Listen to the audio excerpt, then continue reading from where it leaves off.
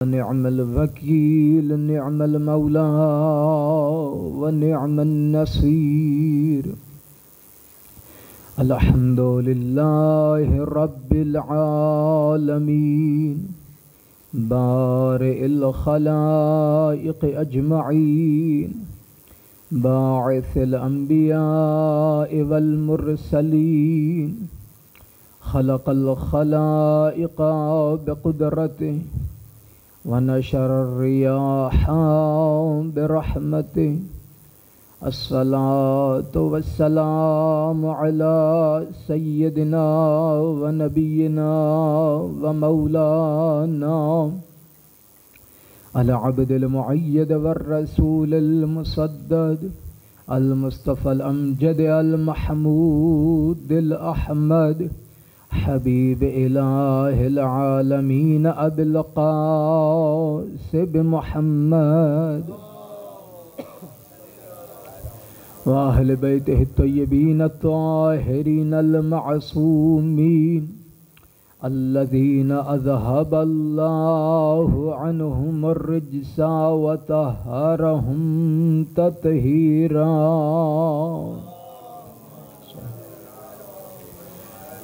ولعنة الله على أعدائهم أجمعين.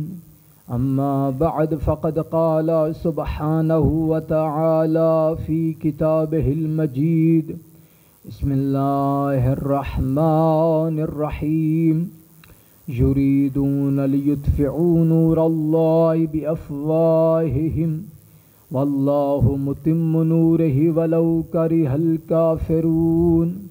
وقال رسول الله صلى الله عليه وآله وسلم إن الحسين مصباح الهدى وسفينة النجاة. صلوات بر محمد وآل محمد. تمام حاضرین، سب سے پہلے تو میں اپنے موضوع کی طرف آؤں اس سے پہلے دعا کرتے ہیں کہ خداوند متعال ہمارا اس مقام پر پرخلوص طریقے کے ساتھ بیٹھنا اللہ اپنی بارگاہ میں قبول فرمائے، اور جس طرح امام معصومین علیہ السلام چاہتے ہیں اس طرح زندگی گزارنے کی توفیق عطا فرمائے، اور جس طرح امام معصومین علیہ السلام چاہتے ہیں اس طرح اہداف اور مقاصد امام حسین علیہ السلام کو سمجھ کر اس طرح عزاداری مظلوم کربلا کو برپا کرنے کی توفیق عطا فرمائے. صلوات پڑھے گا محمد و آل محمد. عزیزان، سب سے پہلے تو ہمیں خدا کا شکر ادا کرنا چاہیے کہ ہم پرامن طریقے کے ساتھ خدا کی بارگاہ میں نذرانہ عقیدت پیش کر رہے ہیں، یعنی امام حسین علیہ السلام کی عزاداری کو برپا کر رہے ہیں. دراصل یہاں پہ ہمارا کمال نہیں ہے، بڑے آرام کے ساتھ سکون کے ساتھ، کوئی مشکل نہیں. سوشل میڈیا کا دور ہے، اگر وہ عزاداری دیکھی جائے جو پاکستان میں جو سندھ کے بعض علاقوں میں منائی جا رہی ہے تو پھر ہمیں وہ اس قیمت کا اندازہ ہو. اور دوسری چیز، ہمیں بڑی آسانی کے ساتھ یہ درس مل گیا، بڑی آسانی کے ساتھ. پاکستان میں بعض جگہ پہ مشکلات ہیں، لیکن وہ مشکلات نہیں ہیں جو تاریخ انسانیت میں عزاداری مظلوم کربلا کو برپا کرنے کے لیے لوگوں کو چکانی پڑتی تھی. یہ تقریباً ابھی تاریخ کے اگر حوالے سے اگر دیکھا جائے، ابھی بی بی زینب سلام اللہ علیہا جو اللہم صلی اللہ علیہ یعنی جنہوں نے عزاداری کی بنیاد رکھی ہے، وہ بی بی کا حرم آج بند ہے، اور یہ غالباً پرسوں کی بات ہے.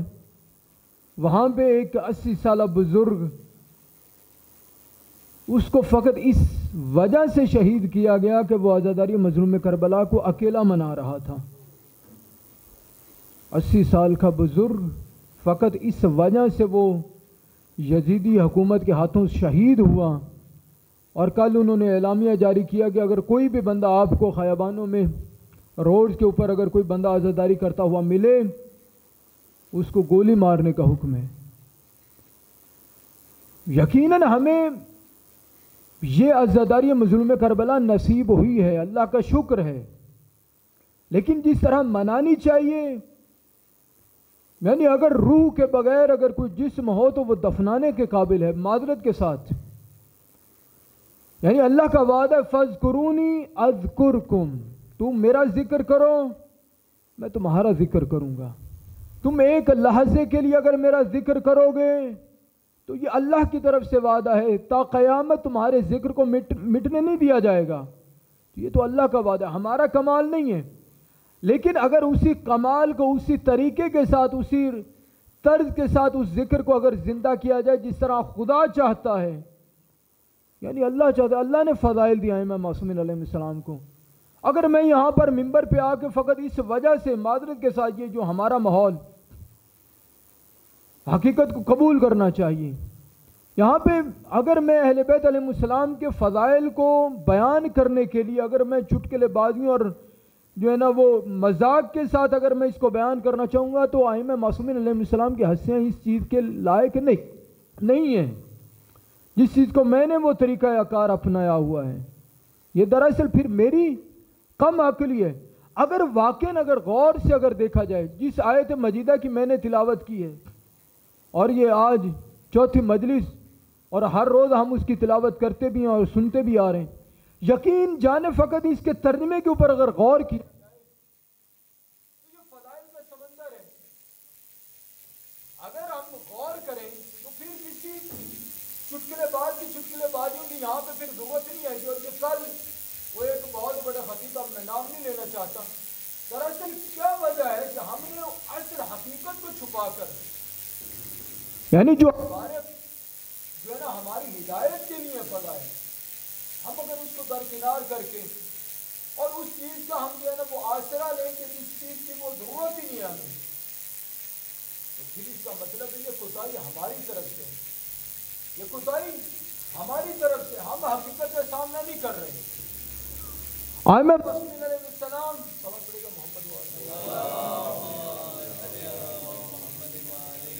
یہ مشکلات آتی رہتی ہیں، لیکن انسان کو دراصل حقیقت کا سامنا کرنا چاہیے۔ اب اگر بندہ اگر فضائل بیان کرنے کے لیے اگر میں یہاں پہ یہ کہوں اور یہ ہوا ہے، میں کوئی ایسے اپنی طرف سے مثال نہیں دے رہا ہوں، یہ بھی ہوا۔ اب وہ خطیب صاحب اگر وہ جملے بازیوں میں جوش خطابت نے جملہ کیا کہا، جملہ یہ کہا کہ جناب جو 3 کے ماننے والے تھے انہوں نے 3 دن جنگ لڑی، اور جو 12 کے ماننے والے تھے انہوں نے 12 آیا ہے نا معصومین علیہ السلام کیسے فضائل کی جو ہے وہ محتاج ہیں۔ ہمیں معصومین علیہ السلام اس چیز کے محتاج نہیں ہیں۔ ہم یہاں پہ اگر غور کریں، خداوند نے مطالبہ ارشاد فرما رہا ہے یریدون لیطفئوا نور اللہ بافواہہم، یعنی اگر ہم اس نور کے اوپر اگر تھوڑی سی توجہ کر رہے ہیں، اور یہ واقعی فضائل کا جملہ اور ہمارے لیے درس بھی ہے۔ اب یہ فضائل کا کون سا جملہ آیت پڑھی ہے، اس میں کون سا فضائل کا جملہ؟ اللہ فرما رہا ہے یریدون، کچھ لوگ ایسے ہیں جو یہ چاہتے ہیں کیا کریں، واللہ بافواہ، نور اللہ بافواہ، اللہ کے نور کو اپنے منہ کی پھونک کے ساتھ ختم کریں۔ اب یقین سے بتائیں، لوگوں کے پاس حکومت بھی تھی، مال بھی تھا، متاع بھی تھا، فوج بھی تھی، بہت بڑی طاقت بھی تھی، امام حسین علیہ السلام کو شہید کر دیا، یہاں تک کہ شہید کرنے کے بعد امام عالی مقام کے سر مبارک کو نیزہ کے اوپر بلند بھی کر دیا، لیکن اللہ نے فرمایا واللہ متم نورہ ولو کرہ الکافرون، اللہ نے ارادہ کر لیا ہے، اللہ نے یہ کر دیا ہے، اپنے نور کو تمام، یہ مکمل ہو چکا ہے۔ اب یہ لوگ اس طرح مرضی اپنی طاقت کو آزماتے رہے، مال اور متاع خرچ کرتے رہے، لیکن جب میں نے کہہ دیا کہ واللہ متم نورہ، پھر دنیا میں کسی طاقت میں مجال نہیں ہے، پھر یہ سر کٹ تو سکتا ہے، جھک نہیں سکتا، اور یہ تا قیامت اور یہ نعرہ بلند رہے گا حسینیت زندہ باد اور یزیدیت مردہ باد۔ یزید نے چاہا تھا کہ میں نے امام حسین علیہ السلام کو قتل کر دیا، اب میں یہ جنگ چیز جیت چکا ہوں، لیکن اللہ کا وعدہ کچھ اور تھا، اللہ کا وعدہ کچھ اور تھا۔ اب خداوند متعال اب اسی آیت مجیدہ کے ابھی اللہ نے فرمایا واللہ متم نورہ، اب یہ نور اتمام ہو چکا تو ہمیں فائدہ کیوں نہیں دے رہا؟ ہم جو ذکر امام حسین علیہ السلام آ کے کرتے ہیں، ہم قرآن کی تلاوت بھی کرتے ہیں، تفاسیر بھی پڑھتے ہیں، لیکن یہ نور جو ہے، چاہے وہ نور وحی ہو یا چاہے وہ نور ناطق ہو، ائمہ معصومین علیہ السلام، چاہے وہ کوئی بھی ہو، ان دونوں ہستیوں میں، تو آیا یہ ہمارے لیے اللہ نے کہا کہ یہ ہدایت ہے اور نور ہدایت ہے، تو پھر ہم ہدایت یافتہ کیوں نہیں؟ اب اگر میں مثال کے طور پر یہیں پہ اگر میں چھوٹی سی اگر میں مثال استعمال کروں، وہ کیا ہے؟ اگر ایک بندہ مجھے کچھ چیز چاہیے، جب تک میں شاہ صاحب کے پاس یا کسی دوست کے پاس اگر نہیں جاؤں گا میری مشکل حل ہو جائے گی؟ نہیں۔ اب میں جاؤں قبلہ شاندار مہدی صاحب کے پاس 1 گھنٹہ جو ہے نا وہ محو گفتگو رہوں، اور جس چیز کی مجھے ضرورت ہے اس کو بیان ہی نہ کروں، پھر کہوں کہ پھر جو میرا تعلق ہے نا قبلہ شاہ صاحب کے ساتھ اس کا کوئی فائدہ نہ ہوا، کیونکہ میری مشکل وہیں پہ ہے، میری مشکل تو حل ہوئی نہیں۔ آگے سے کہنے والا بھی تو کہہ سکتا ہے نا، آپ نے آیا مجھے اپنی مشکل بتائی تھی، آیا آپ نے مجھ سے اپنی مشکل کا حل ڈھونڈا بھی تھا۔ کئی چیزیں ایسی ہوتی ہیں کہ با اخلاق طریقے کے ساتھ جس طرح اگلا بندہ چاہتا ہے، اگر اس طریقے کے ساتھ اگر میں اگلے بندے کی بارگاہ میں جاؤں اور پھر اگر وہ چیز مجھے نہ ملے تو پھر تو میں یہ کہنے کا حق رکھتا ہوں، جب میں جاؤں اس طریقے کے ساتھ کہ نہ میں اپنی مشکل کو بیان کروں نہ وہ جس طریقے کے ساتھ چاہتا ہے۔ اب یقین سے بتائیں جس طرح قرآن چاہتا ہے ہم قرآن کی خدمت میں اس طرح ہیں؟ اچھا یہ قرآن چلے، ایک اور چیز، ہم جس طرح ائمہ معصومین علیہ السلام کی مجالس برپا کرتے ہیں، جو اہداف مجالس ہیں، آیا ہم ان کی رعایت کرتے ہیں؟ اور فقط آج کل کی مجالس یہ ہے کہ بس میں نے وہ 1000-2000 کا مجمع اکٹھا کر لیا، اچھا تبرک دے دیا، اور آج تک واقعا ابھی میں اکثر یہ کہتا بھی ہوں، ہم یہ جو امام حسین علیہ السلام کی مجلس میں جو آخر پہ تقسیم کرتے ہیں کیا بولتے ہیں؟ ابھی نیاز ہم بول رہے ہیں، ایک اور جملہ بھی بولتے ہیں، کیا ہے؟ لنگر۔ ہم ابھی تک اپنے یہاں تک ابھی جو اصل جو اس کی بنیاد ہے ابھی تک ہم اس تک نہیں پہنچے۔ لنگر امام حسین علیہ السلام کی نیاز کی یا تبرک کی توہین نہیں کرو، یعنی لنگر کہنا یعنی امام حسین علیہ السلام کی مجلس فقط اس چیز کی محتاج ہے کہ لنگر کا آسرا دیا جائے اگلے کو روکنے کے لیے، اگلے کو قابو کرنے کے لیے، یہ لنگر ہے یہاں پر۔ دراصل امام حسین ابھی تک ہم یہاں پہ ہیں جو اصل بنیاد ہے۔ اب جب یہ قرآن ہے، یہ نور ہے، اللہ نے اتمام کر دیا تو یہ میری ہدایت کیوں نہیں کر رہا؟ دراصل اس لیے ہدایت نہیں ہو رہی کہ ہم اصل مقصد کو اس سے واقف ہی نہیں ہیں، ہم اصل چیز سے دراصل واقف ہی نہیں۔ اگر انسان اگر سمجھنا چاہے بڑے اچھے طریقے کے ساتھ سمجھ سکتا ہے، اور بڑے احسن طریقے کے ساتھ ایک لحظے میں انسان اپنے آپ کو اس طرح بدل سکتا ہے کہ جنت کے اعلیٰ مقاموں میں سے اپنا ایک مقام پا سکتا ہے۔ اب یہاں پہ یہ ایک روایت ہے، ایک چور تھا، وہ چوری کرنے کے لیے گیا، ابھی وہ چوری بھی کر رہا ہے اور دیکھ رہا ہے کہ کوئی مجھے دیکھ نہ لے۔ جب اسے کہا کہ مجھے کوئی دیکھ نہ لے، اب وہ ایک بندہ وہ ساتھ والے کمرے میں یا وہ اس کی نظروں سے اوجھل تھا، وہ قرآن کی تلاوت کر رہا تھا۔ اس نے کون سی آیت کی تلاوت کی؟ بسم اللہ الرحمن الرحیم، الم یأن للذین آمنوا ان تخشع قلوبهم لذکر اللہ وما نزل من الحق۔ اب وہ چور ہے، جب اس نے اس آیت مجیدہ کی تلاوت سنی، اور یہ آیت مجیدہ کی تلاوت اب اگر ترجمہ اس کا اگر یہ کہا جائے کہ کیا چیز کیا وجہ ہے کہ خدا کے ذکر کے ساتھ اور جو حق کے ساتھ ہیں اور یہ مومنین بھی اپنے آپ کو مومن بھی کہلواتے ہیں، اور جب یہ آیت مجیدہ کی تلاوت سنتے ہیں یا ذکر خدا کو یاد کرتے ہیں تو ان کے دل نرم نہیں ہوتے۔ اب یہ آیت اس نے سنی، اب وہ غور میں پڑ گیا۔ جب وہ غور میں پڑا، فکر میں پڑا، اس نے کہا، اپنے آپ سے سوال کیا، اے بندہ خدا، تو اللہ پہ ایمان نہیں رکھتا؟ کہ رکھتا ہوں۔ اگر رکھتا ہوں تو یہ آیت پڑھ کر اور یہ آیت سن کر اور یہ آیت کے اوپر غور و فکر کر کے اگر پھر بھی میں چوری کروں تو پھر میں کس طریقے کے ساتھ اللہ پہ ایمان رکھ رہا ہوں؟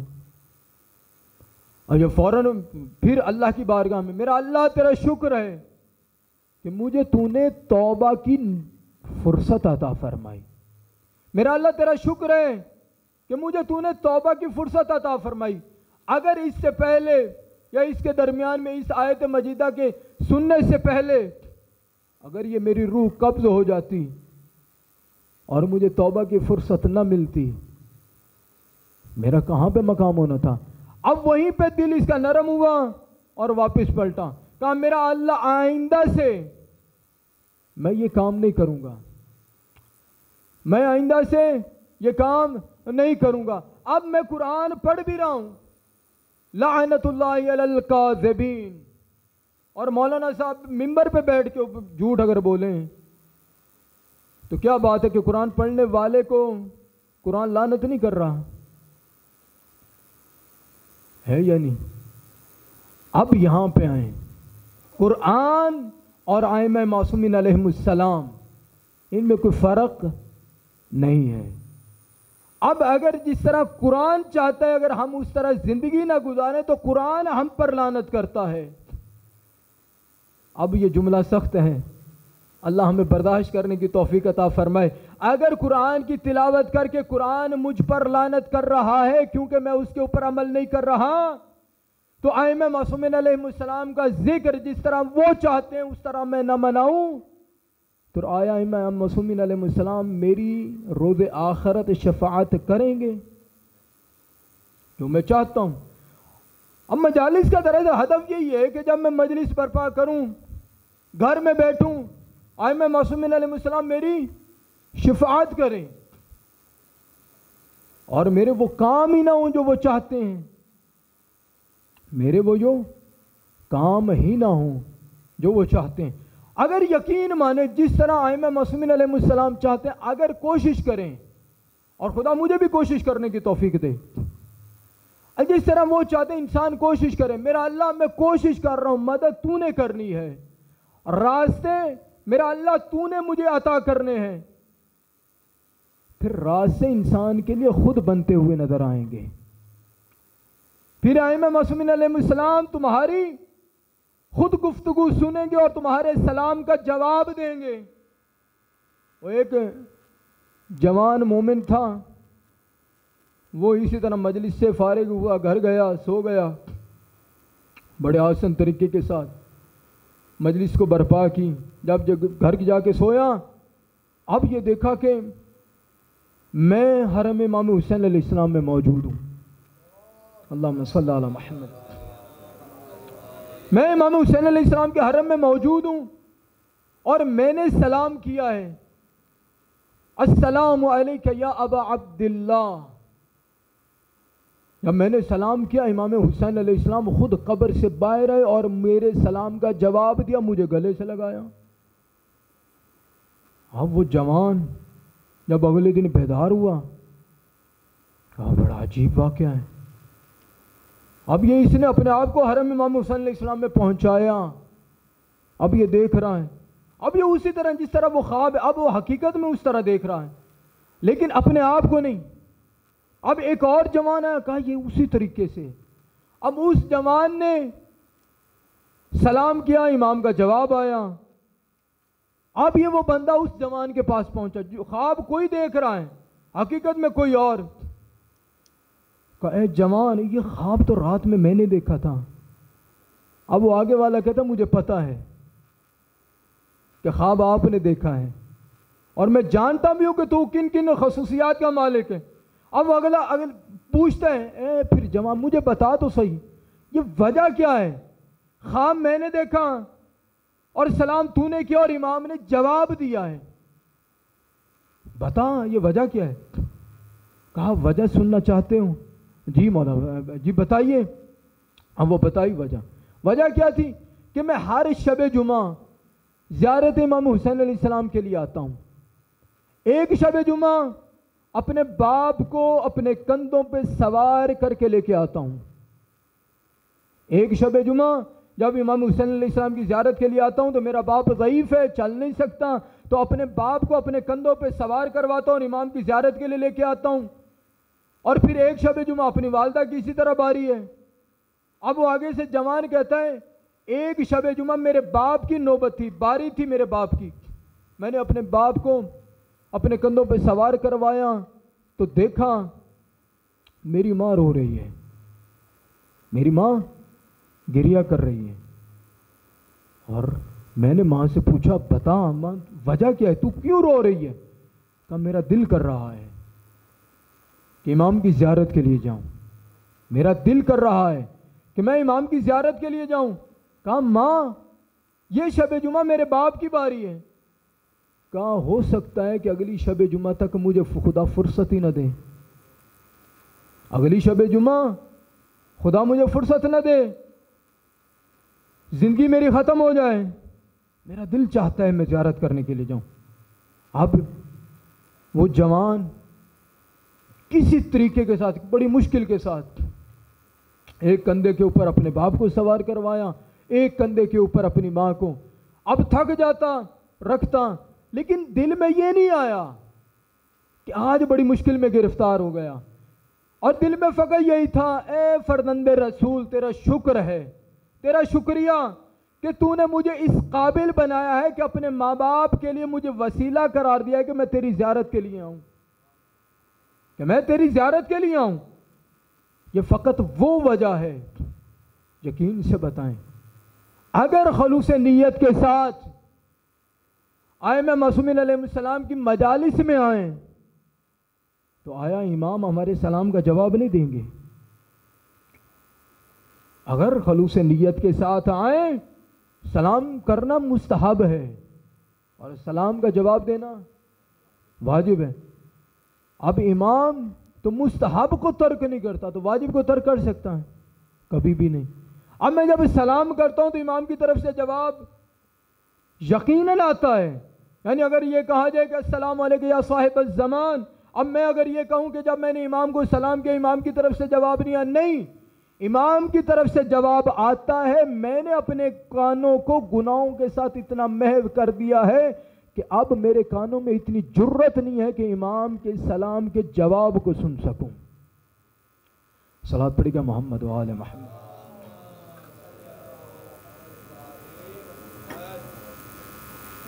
اب یہاں پہ یہ نور خدا ہے، وَإِنَّهُ لَقَسَمٌ لَوْ تَعْلَمُونَ عظیم انہو قرآن کریم۔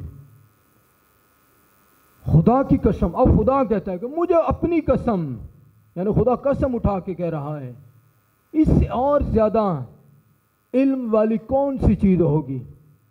انہو لقرآن کریم، اگر وہ علم والی عظیم اگر کوئی چیز ہے تو وہ قرآن کریم ہے۔ پھر کریم کس کے کہتے ہیں؟ کریم کس کو کہتے ہیں؟ کریم وہ ہے کہ جس کی بارگاہ میں ایک مرتبہ آئیں اور اتنا عطا ہو جائے پھر انسان کو ضرورت ہی محسوس نہ ہو۔ اور پھر کریم کے مقابلے میں کیا ہے؟ کریم کے مقابلے میں کیا؟ بخیل، یعنی وہ کب اپنی ذات میں بھی نہیں لگاتا۔ اب قرآن کہہ رہے کہ میں کریم ہوں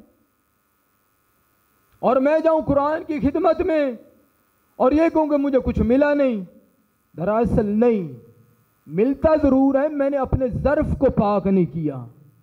لا یمسو الا المطہرون، اس آیت مجیدہ کے اوپر بھی انسان اگر غور کرے تو بڑی بڑی مشکلات حل ہو سکتی ہیں۔ خداوند متعال کیا ارشاد فرماتا لا یمسو الا المطہرون، ترجمہ کیا ہے؟ اس کو پاک لوگوں کے علاوہ اس کو کوئی مس نہ کرے۔ پاک کا مطلب یہ ہے کہ اگر وہ وضو میں نہیں ہے تو وہ وضو کرے، قرآن کی خدمت میں آئے۔ قرآن کو مس کرنے کے لیے وضو کی شرط ہیں، لیکن یہاں پہ اگر اس کی اور اگر تھوڑا سا عمیق اس کے اوپر اگر غور و فکر کیا جائے، اللہ فرماتا ہے لا یمس الا المطہرون، کہ پاک لوگوں کے علاوہ اس کو کوئی مس نہ کرے۔ اگر ظاہری نجاست ہے اس کو دور کر کے اللہ کے قرآن کی خدمت میں آؤ، تو مجھے یہ یقین سے بتائیں اگر میرا ظرف، میرا باطن اگر نجس ہو، پھر وہ قرآن میری ہدایت کرے گا؟ لا یمس الا المطہرون، اگر آپ ظاہری نجاست میں ہیں، قرآن کو خبردار مس نہیں کرو، اور میرا باطن کہاں پہ جھوٹ کی غلاظت، کہیں پہ شراب خوری کی علامت، کہیں پہ مومن کی بد جوئی کی علامت، جہاں پہ میں نے ہر چیز دنیا کی بد دیانتی اور دنیا کے جتنے بھی گناہ وہ میرے دل میں ہوں، اور پھر میں آ کے قرآن کی خدمت میں کہوں نہیں ذالک الکتاب لا ریب فیہ، اس کتاب میں کوئی شک نہیں ہے، جاؤ پہلے اپنے ظرف کو پاک کرو پھر قرآن کی خدمت میں آؤ۔ پہلے اپنے ظرف کو پاک کریں، اور خداوند متعال ہمیں اپنے ظرف کو، اور جس طرح قرآن چاہتے اس طرح قرآن کی خدمت میں آنے کی خدا ہمیں توفیق عطا فرمائے۔ اب یہاں پر جس طرح خدا چاہتا ہے، یقین جانے کہ ہم نے 1% بھی اس طرح خدا کی بارگاہ میں نہیں آئے۔ جس طرح خدا چاہتا ہے اس طرح ائمہ معصومین علیہ السلام کی مجالس کو ہم نے 1% بھی اس طرح ادا نہیں کیا۔ جنہوں نے ادا کیا ہے دنیا آج دیکھ رہی ہے، جنہوں نے ادا کیا وہ رزمی، وہ اپنے آپ کو ہر وقت میدان کربلا میں اپنے آپ کو پاتے ہیں۔ اور یہ آخری آیت پڑھ کے میں آپ کی زحمات کو تمام کر رہا ہوں۔ بسم اللہ الرحمن الرحیم، یا ایھا الذین آمنوا استجیبوا للہ وللرسول اذا دعاکم لما یحییکم یا ایھا الذین آمنوا استجیبوا، اے وہ لوگوں جو ایمان لائے ہو، جب آپ کو آپ کے پروردگار کی طرف سے آواز دی جائے یا آپ کے رسول کی طرف سے آواز دی جائے تو لبیک کہو، پھر لبیک کہو۔ کیوں؟ اس لیے کہ آپ نے اپنے زندہ ہونے کی علامت دینی ہے، آپ نے اپنے آپ کو زندہ ہونے کا اگلے بندے کو بتانا ہے کہ میں زندہ ہوں۔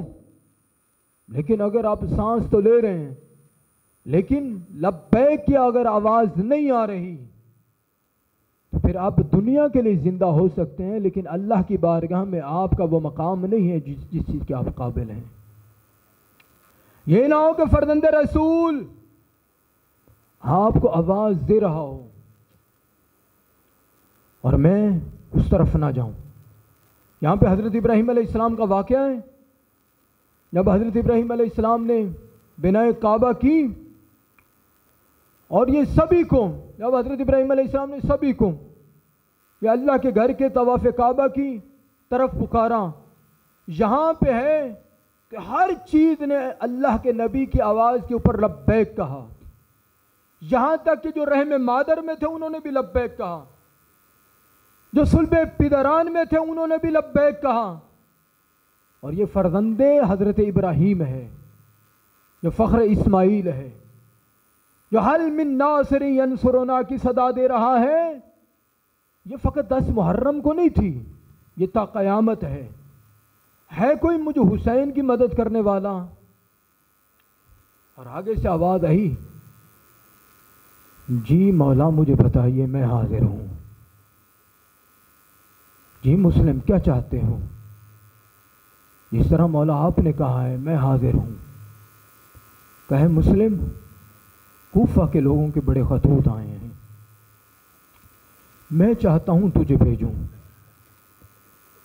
اب جناب مسلم ابن حقیل کو امام نے اپنا خط دیا، چند قدم کے فاصلے پہ جناب مسلم گئے، پھر واپس پلٹ کے آئے کہ اے فرزند رسول مجھے ذرا بتائیے نا مجھے کس حیثیت کے ساتھ بھیج رہے ہیں؟ پھر امام نے فرمایا از اہل بیتی وثیقتی، اے اہل کوفہ میں جس کو بھیج رہا ہوں نا یہ میرے اہل بیت میں سے ہے. اے اہل کوفہ میں جس کو بھیج رہا ہوں نا مجھے اس پہ بڑا یقین ہے. پھر آگے سے ایک اور عبارت کا جب اضافہ کیا نا تو امام فرماتے ہیں اہل کوفہ اگر آپ نے جناب مسلم کی بیعت کی نا وہ دراصل جناب مسلم کی بیعت نہیں ہوگی، دراصل مجھ حسین کی بیعت ہوگی. جب جناب مسلم آ گئے نا تو یہاں پہ روایات کہتی ہیں کہ جب مسجد کوفہ میں پہنچے تو 30,000 کا مجمع، اب جناب مسلم خطبہ دے رہے ہیں، اور جب ایک مرتبہ جناب مسلم کی جو بیعت کرنے والے تھے وہ 16,000. لیکن جب امام جناب مسلم ابن عقیل نے جب نماز پڑھا کے دیکھا تو چند افراد ہیں وہ بھی جتنے لوگوں نے جناب مسلم کی بیعت کی سب فرار ہو گئے. جب فرار ہو گئے تو چند لوگ بچے، اب وہ بھی اپنے اپنے کاموں کو چلے گئے. جب تنہا رہ گیا جناب امام حسین کا سفیر اب کوفہ میں ہے، کبھی کسی گلی کبھی کس گلی.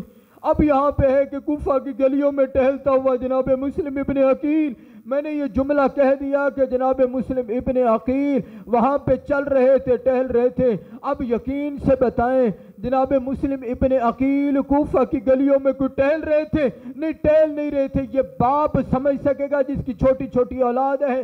اب جناب مسلم ابن عقیل شاید یہ سمجھ رہے ہوں اللہ جانے کون سی گلی میں میرے جوان ملیں گے، اللہ جانے کون سی گلی میں میرے چھوٹے چھوٹے بچے ملیں گے، اللہ جانے وہ کون سی گلی ہے جہاں پہ میرے بیٹے رو رہے ہوں گے. اب یہاں پہ تھک ہار کر جناب مسلم ابن عقیل ایک دروازے کے درمیان آ کے بیٹھ گئے. اب جب بیٹھ گئے آگے سے ایک مستور آتی ہے، کہتی ہو بندہ خدا تجھے پتہ نہیں ہے کہ کوفہ کے حالات بڑے سخت ہیں، جاؤ نا اپنے گھر، جاؤ اپنے گھر. آگے سے جناب مسلم ابن عقیل کہتے ہیں تو یہ بتانا جس کا کوئی گھر نہ ہو وہ کس کے گھر جائے، جس کا کوئی گھر ہی نہ ہو ارے جو پردیسی ہو وہ کس کے گھر جائے. توبہ نے کہا تو بتا تو صحیح تو ہے کون؟ جناب مسلم فرماتے میں مسلم ہوں حسین کا سفیر. اب توبہ نے کہا اے مسلم اندر آ جا، اے مسلم اندر آ جا. اب جناب مسلم اندر آ گئے، پناہ مل گئی. اب جناب مسلم کہتے ہیں توبہ مجھے اتنا میرے اوپر اتنا تم احسان کر، مجھے ایک کمرہ دے دے، میں چاہتا ہوں اللہ کی بارگاہ میں اپنے آپ کو پاؤں. اب جناب مسلم ابن عقیل کو آخر وقت میں توبہ نے کھانا بھی دیا، پانی بھی دیا. لیکن جب نماز فجر کمپلیٹ ہوئی نا، جب نماز فجر کا وقت ختم ہوا، ادھر سے دیکھا گھوڑوں کے ٹاپوں کی آواز آ رہی ہے. اب جناب مسلم ابن عقیل آئے، کہا اے توبہ اب یہ آگے ہیں میرے دشمن، یہ ہے میرے دشمن، میں نہیں چاہتا یہ فوج تیرے گھر میں داخل ہو مجھے گرفتار کرنے کے لیے، یہ میری غیرت گوارا نہیں کرتی. میں کہوں گا اے مسلم ابن عقیل ارے توبہ کے گھر میں ارے فوجوں کا داخل ہونا تجھری غیرت گوارا نہیں کر رہی. آؤ نہ دیکھو شام غریباں، ارے جس کا دل چاہتا ہے علی کی بیٹی کے خیمے میں. اب جب جناب مسلم ابن عقیل نے اللہ جانے کتنی مشکل کے ساتھ جنگ لڑی، لیکن کیا تھا دشمن نے دھوکے کے ساتھ جناب مسلم کو گرفتار کیا. جناب مسلم گرفتار ہو گئے. ارے جب گرفتار ہو کے آگے نا دارالامارہ میں، ابو عبید اللہ بن زیاد کا ایک سپاہی کہتا ہے اے مسلم امیر کو سلام کر. یہاں پہ جناب مسلم کہتے ہیں میرا کوئی حسین کے علاوہ کوئی امیر نہیں ہے، مالی امیر سوى الحسین، اور میرا حسین کے علاوہ کوئی امیر نہیں ہے. لیکن آخر پہ ایک وصیت کرنا چاہیے.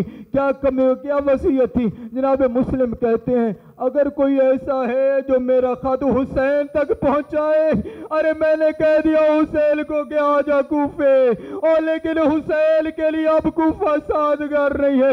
ارے کوفہ میں وہ حالات بن چکے ہیں، ارے حسین کے ساتھ زینب ہے، ارے وہ کس طرح کوفہ میں آئے گی. لیکن میں یہی کہوں گا مسلم ارے جس کے لیے تو خط لکھ رہا ہے اب حسین بھی مارا جائے گا، لیکن وہی زینب قید ہو کے کوفہ میں آ جائے گی. الا لعنت اللہ علی القوم الظالمین وسيعلم الذین ظلموا أي منقلب ينقلبون. میرا اللہ